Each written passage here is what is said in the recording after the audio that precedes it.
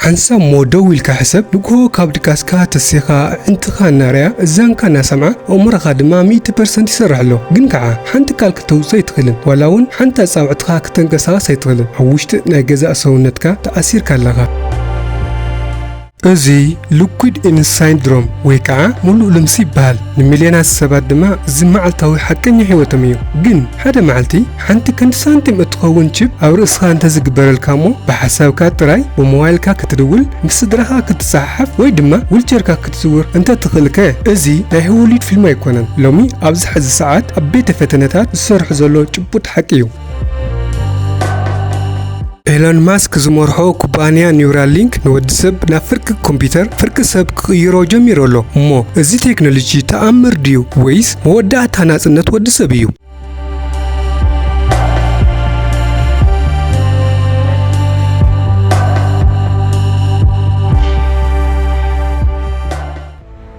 نعمتات ساينتستات حنقولنا مس كمبيوتر نمتسسار كسعور زنيحم يوم تكالات مرمر كم يونيفرسيتي برونز بولو ببروجكت برين جيت أبيلهم نزي فتينهم يوم جن استطعملو أوحد أزي عبي بقمة تحزن زي متشون ينيرو مباركس أبزي جزي نيرو إيلون ماسك مس كوباني نيورالينك ناوز مرمر زقاتوه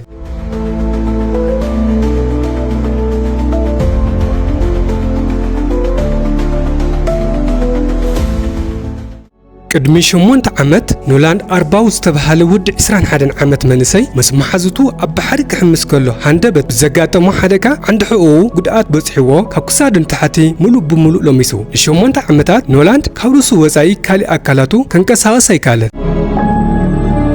جن كما قصاصرا فرنجي او ورحه ري 2024 كل نجار تغيروا بمسرت حقاو فقاد ممحدار مقبن مدحينتن امريكا نولاند اي مجمريا نيورالينك تشيب ستتخللو سب كوينو تمزقيبو ابتا قداميت معلتي انتاي كم تسمعو خقلز كله لكع كمتي فيلم ستار وارس زلو حيلي زرخوكم وسيل تسمعني. I didn't have anything to wake up for in the morning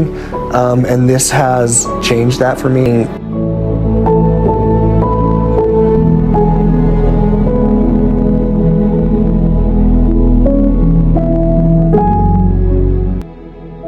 التزقرم دما نولاند دحري قرب معلتتات لابتوبو كي تنكفه بحساو طراي ماوس كمبيوترو انانقساغسه جيم تشيس كتصاوتن محاوراو ميديا كتكمن مجماريو حنقولو يمانكد إلو كحسب كله اتابرسو استتخلتشي بملخطو انبيبا ببولتزناو كمبيوتر سديدا زحاسبو تقواراوي خو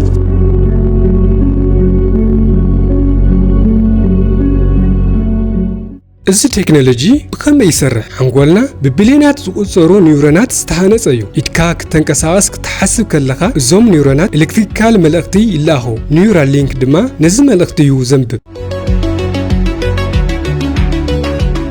እታችብ ካብ ፀጉሩ እስና ብዒስራ ዕፅፊ ዝቐጥና 1024 ረቀቕቲ ፈትልታት ዝሓዘት እያ እዘን ፈትልታት ኣዝየን ረቀቕቲ ስለ ዝኾና ብኢድ ሓኪም ክትከላ ኣይኽእላን ስለዚ እዩ እውን ኒውራሊንክ R1 ዝተባሃለት ፍሊት ናይ መፅሓቲ ሮቦት ሰሪሑ ዘሎ እዛ ሮቦት ልክዕ ከም ሓንቲ በዓላ እትዝወር መኪና ብሕድሕድ ደም ሱር ከይተንከፈት ነተን ፈትልታት ብዘድንቕ ጥበብ ኣብ ሓንጎል ትተኽለን To be clear, this robot does actually work. We've used it for all of the implantations.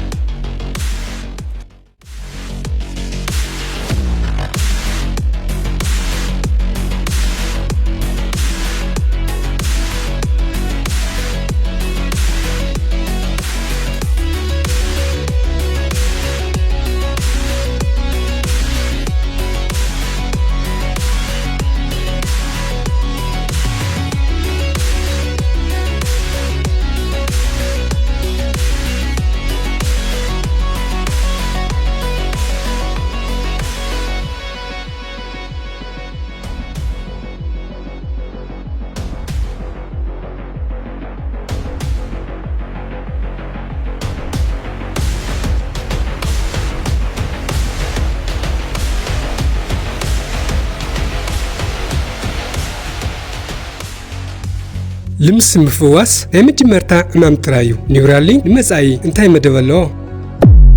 ቀዳማይ ብላይንድ ሳይድ ወይ ከዓ ምርኣይ ዓይነ ስውራት ኤለን ማስክ ከም ዝረጋገጾ ዝቕጽል ዕላማ ኒውራሊንክ ነቶም በተፈጥሮኦም ኣዒንቲ ዘይብሎም ወይ ከዓ ዓይነ ስውር ዝኾኑ ሰባት እታ ቺፕ ቀጥታ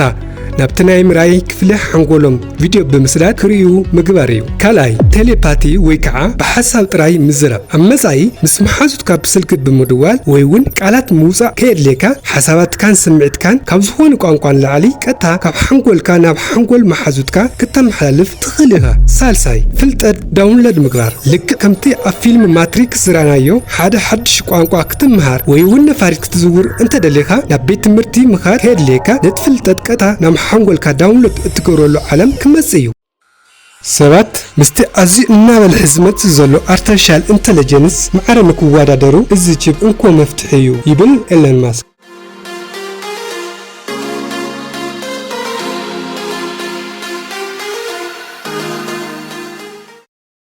እዚ ኩሉ ክትሰምዕ ከለኻ ጥዑም ሕልሚ ይመስል ግን ከዓ ነፍሲ ወከፍ ቴክኖሎጂ ናይ ባዕሉ ዋጋ ኣለዎ ሓንጎልካ ምስ ኢንተርኔት ተኣሳሲረሎ ማለት ኣብ ዝኾነ ግዜ ሓንጎልካ ሃክ ክግበር ይኽእል እዩ ማለት እዩ ኮምፒውተርካ ቫይረስ እንተኣትይዎ ፎርማት ትገብሮ ኢኻ ሓንጎልካ ቫይረስ እንተኣትይዎኸ እንታይ ክትገብር ትኽእል ልቢ ኢልካ ማሕሰብ ሓደ ሃከር ናብ ሓንጎልካ ኣትዩ ገንዘብ ክስካብ ዘይከፈልካኒ ኣካላትካ ክትንቀሳቐስ ኣይትኽእልን ኢኻ ኢሉ ገንዘብ ዝሓትት ቫይረስ እንተኣትዩልካ እንታይ ክትገብር ትኽእል ኣብ ዩኒቨርሲቲ ኮሎምቢያ ዝርከቡ ምህራት ኣእምሮ ከም ዶክተር ራፋኤል ዩስቴ ዝበሉ ኒውሮራይት ወይ ከዓ መሰል ሓንጎል ዝበሃል ሕጊ ክወፅእ ይፅውዕ ኣለዉ መሰል ሓንጎል ሕጊ ንምንታይ ዝብል ሕቶ ኣብ ኣእምሮኻ ክመጽእ ይኽእል እዩ እቲ ምኽንያት ከዓ ጽባሕ ንጎ ሃከራት ንሓሳባትካ ክሰርቅዎ ንግዳዊ ትካላት ድማ ንስኻ ብዘይትደልዮም መንገዲ ኣብ ውሽጢ ሓንጎልካ ማስታወቅያ ከእትውልካ ወይ ድማ መንግስታት ንኣተሓሳስባኻን ስምዒትካን ክቆጻጽርዎ ይኽእሉ እዮም ብተወሳኺ መንግስታት ነዚ ቴክኖሎጂ ተጠቒሞም ፍርሕን ስምዒትን ዘይብሎም ልዕሊ ሰብ ዝኾኑ ወታደራት ክፈጥሩ ይኽእሉ እዮም እዚ ቴክኖሎጂ ኣዝዩ ከባድ ስለ ዝኸውን ሃብታማት ጥራይ ቺፕ ገይሮም ሱፐር ሁማን ወይ ከዓ ልዕለ ሰብ ዝኾኑሉ ድኻታት ድማ ተራ ሰብ ኮይኖም ዝተርፍሉ ኣዝዩ ዝኸፈየ ናይ መደብ ኣፈላላይ ኣብ ዓለምና ክተርኢ ይኽእል እዩ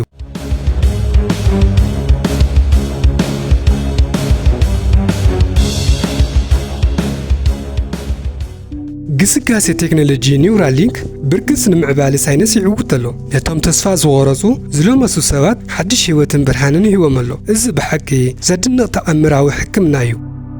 ግን ናይዚ ቴክኖሎጂ ደረት ክሳብ ኣበዩ ሓንጎልና ብኮምፒውተር ምስተተከየ ዝኽርታትና ድማ ብኣርቲፊሻል ኢንተለጀንስ ምስተፀሓፈ እቲ ሰብ ዝገብረና ተፈጥራዊ መንነትና ኣበይ ክተርፍ ብሓቂ ደቂ ሰባት ዲና ክንከውን ወይስ ናብ ማሽንና ክንቅየር